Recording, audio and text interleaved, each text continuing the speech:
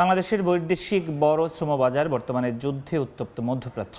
জনশক্তি রফতানি খাতে এই যুদ্ধের প্রভাব, সেখানে বসবাসকারী শ্রমিকদের নিরাপত্তা, এসব বিষয়ে আলোচনার জন্য আমাদের সঙ্গে যুক্ত হয়েছেন জনশক্তি রফতানিকারকদের শীর্ষ সংগঠন বায়রার সাবেক সভাপতি গোলাম মোস্তফা। জনাব গোলাম মোস্তফা, এ সময়ের বাণিজ্যে আপনাকে স্বাগত। ধন্যবাদ আপনাকে। ইরান, যুক্তরাষ্ট্র এবং ইসরায়েলের সাথে এই যে যুদ্ধ চলমান, সেটির প্রভাব মধ্যপ্রাচ্যে বেশ ভালো রকম পড়েছে, আপনি নিশ্চয়ই জানেন। আমাদের শ্রমবাজারে সেসব দেশে কেমন প্রভাব পড়তে পারে?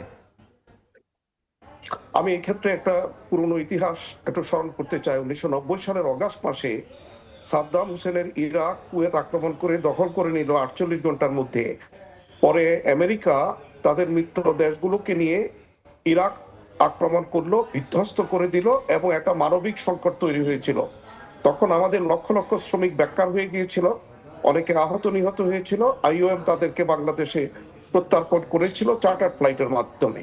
কিন্তু এবারকার যুদ্ধ আরো ভয়াবহ, আরো বিস্তৃত, কারণ এখানে ইসরায়েল এবং ইউএসএ যৌথভাবে যে আক্রমণ পরিচালনা করেছে, সেটার প্রতি উত্তরে ইরান কিন্তু মধ্যপ্রাচ্যের সৌদি আরব, কাতার, কুয়েত, বাহরাইন, ইউএইতে, মার্কিন যুক্তরাষ্ট্রের ঘাঁটিতে ব্যালিস্টিক ক্ষেপণাস্ত্র নিক্ষেপ করেছে। ফলে যুদ্ধটা এখন ব্যাপক আকার ধারণ করতে পারে, এমনকি এটা তৃতীয় বিশ্বযুদ্ধের প্রাথমিক ক্ষেত্র তৈরি করতে পারে বলে আমার ভয় হচ্ছে। এই যে মধ্যপ্রাচ্যে আমাদের যেসব দেশে কর্মী আমরা পাঠাই, সেখানে আমাদের কর্মীদের পরিমাণ কিরকম এবং তারা আসলে নিরাপত্তা ঝুঁকিতে আছে বলে কি আপনার মনে হয়? আপনি যেরকম করে বলছিলেন, ছোট করে যদি বলেন।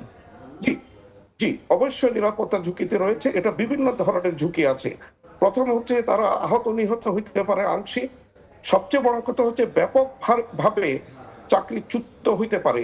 আর যারা চাকরিতে থাকবে তাদেরও বেতন ভাতা অনিশ্চিত হইতে পারে, ওভারটাইম না থাকতে পারে। ফলে আমাদের বৈদেশিক মুদ্রার প্রবাহ ভয়ানকভাবে কমে যেতে পারে। এবং বর্তমানে আমাদের যে পরিস্থিতি, নতুন নির্বাচিত সরকার এসছে, যদি আমাদের এখন বৈদেশিক মুদ্রার প্রবাহ কমে যায়, এমপ্লয়মেন্ট জেনারেশন বা ডেপ্লয়মেন্ট কমে যায়, তাহলে আমাদের জন্য একটা ভীষণ রকমের সংকট তৈরি করবে বলে আমার ভয় হচ্ছে।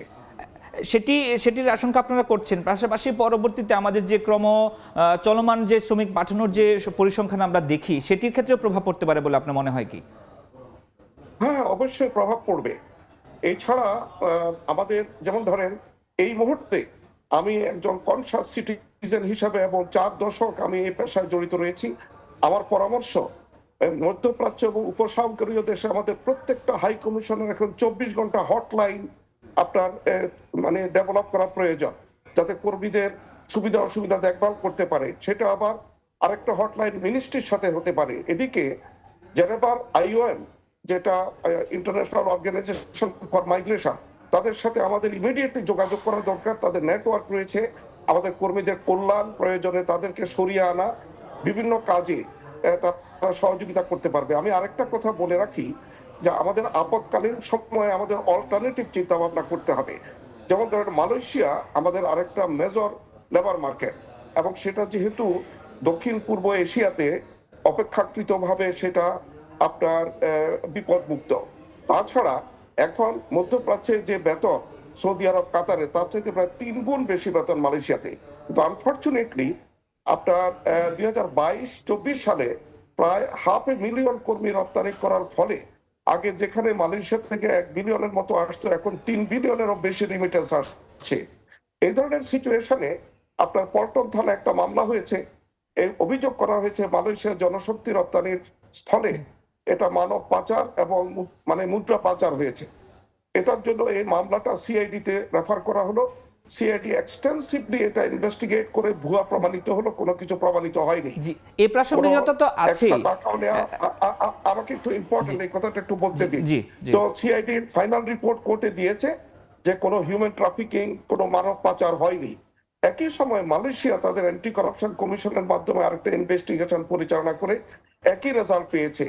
এবং সেই হিসাবে মালয়েশিয়ার মানব সম্পদ মন্ত্রণালয়ের ডাইরেক্টর জেনারেল আমাদের এক্সপাট্রিয়েট মিনিস্ট্রির সিনিয়র সেক্রেটারিকে একটা চিঠি দিয়েছে যে দুই দেশে যেহেতু এটা অসত্য প্রমাণিত হয়েছে, আপনারা মামলা মোকদ্দমাটা ড্রপ করেন, আমরা যাতে করে এগিয়ে যেতে পারি, আবার লোক নিতে পারি।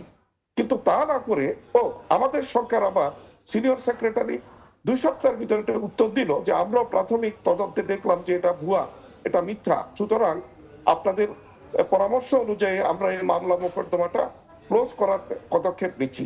তা না করে উল্টে আরো 3টা এজেন্সিকে দিয়ে আরো 3টা মামলা করানো, যার কারণে আজকে মালয়েশিয়া আমাদের শ্রম শক্তি নিচ্ছে না, ওপেন হয়েছে, সেখানে অন্যান্য দেশ আমাদের শ্রমবাজার দখল করে ফেলতেছে, যেখানে তাদের রিকোয়েস্ট অনুযায়ী 2 দেশের ইনভেস্টিগেশন রিপোর্ট অনুযায়ী মামলাগুলো ড্রপ করলে বাজার ওপেন হয়ে যেত।